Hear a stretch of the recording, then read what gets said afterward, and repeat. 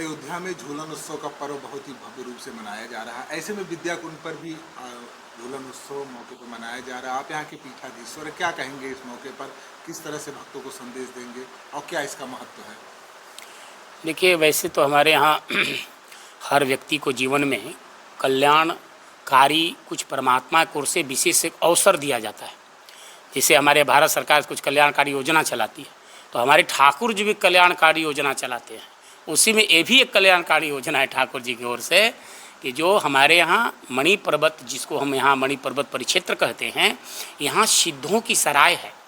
यहाँ संत की आज भी अनुभूति होती है, आज भी संत यहाँ पर दर्शन देते हैं। सिद्ध महापुरुष आज भी इस एरिया में निवास करते हैं और भगवान श्री राम का हृदय स्थली है ये, क्योंकि जानकी जी भगवान की आह्लादनी शक्ति है। 3 शक्ति भगवान के पास है, संबित, संधिनी, आह्लादनी। आह्लादनी शक्ति क्या है? जिससे भगवान प्रसन्न रहते हैं और प्रसन्न रखते हैं। ये किस बल पर? आह्लादनी शक्ति के बल पर। आह्लादनी शक्ति कौन है? बोले सियाजू हैं। तो सियाजू की भगवान प्रसन्नता के लिए श्रावण कृष्ण पक्ष तीज के दिन इसी मणि पर्वत परिसर में भगवान श्री राम झूला झूले थे। ये मणि पर्वत वही है जिस मणि की जोड़ नहीं थी। भगवती कैकेयी जी जब देवासुर संग्राम हुआ, उस समय देवधीराज इंद्र के यहाँ जब समान समारोह किया गया, तो सची जी ने कैकेयी जी को गले में ये मणि दे दी, मणि। और मणि लेकर कैकेयी जी जब आई तो संजोग से कनक भवन तो भगवती कैकेयी जी ने जानकी जी को सौंप दी मुँह दिखाई में। तो जानकी जी को देने के बाद सोची कि राम जी को क्या दें, तो वही जो मणि के गले में माला थी कैकेयी जी का, राम जी को पहना दी। तो राम जी के गले में माला तो पड़ गया, सीता जी बिना माला के सुन रह गई।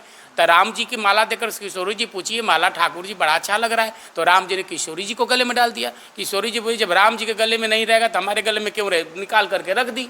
अब रखने के बाद अब राम जी जब दर्शन करने के लिए जाते हैं, बोले प्रातः काल उठी कर रघुनाथा, मातु पिता गुरु नाम ही। प्रातः काल जब कैकेयी के चरणों में प्रणाम करने गए और कैकेयी गले में मणि की माला नहीं देखी तो आश्चर्य हुआ। क्या हुआ? पता चला कि उपेक्षित हो गई। बोले क्यों? बोले कही तो था दोनों होती, दोनों पहनते पति पत्नी। कैकेयी जी ने उसी मणि के माला को जोड़ा लगाने के लिए महाराज से बोली, महाराज जोड़ा लगा दीजिए।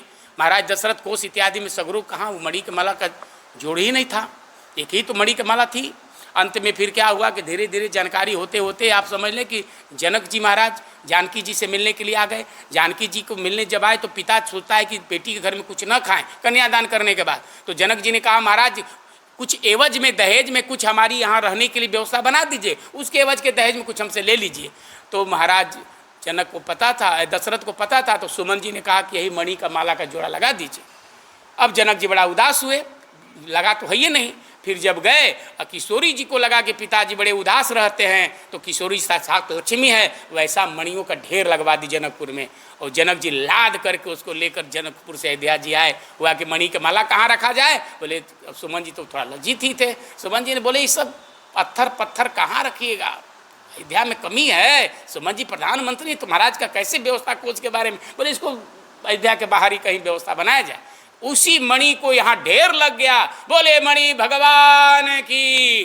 वही मणि पर्वत जो है स्थित है। और उस दिन किशोरी जी ने भगवान श्री राम से, जब राम जी वनवास काल में गए थे, तो मंदाकिनी के तट पर बृहस्पति कुंड के किनारे जानकी जी झूला झूलती है, वहाँ भी तो जानकी जी बोली, प्रभु ऐसा ही व्यवस्था अयोध्या बन जाता। तो भगवान ने पहले विद्या कुंड निर्माण किया, भगवान ने गणेश कुंड का निर्माण किया, और दोनों के मन में तिलोत्तकी गंगा, और तिलोत्तकी गंगा के तट पर मणि पर्वत का, मणि पर्वत भगवान श्री राम ने आदेश दिया, इसको लाया गया है। मणि जी चिन्मय मणि है, ये स्थूल मणि नहीं है, इसको लाया गया है और गरुड़ जी लेकर आए। अब मणि भगवान को यहाँ स्थापित किए। तो किशोरी जी कही कि जब राजकाज से समय जब मिलेगा तो सायंकालीन बेला में हम लोग मणि पर्वत झूला झूलेंगे और फिर कनक भवन में आकर रात्रि विश्राम करेंगे। यही है बोली मणि भगवान।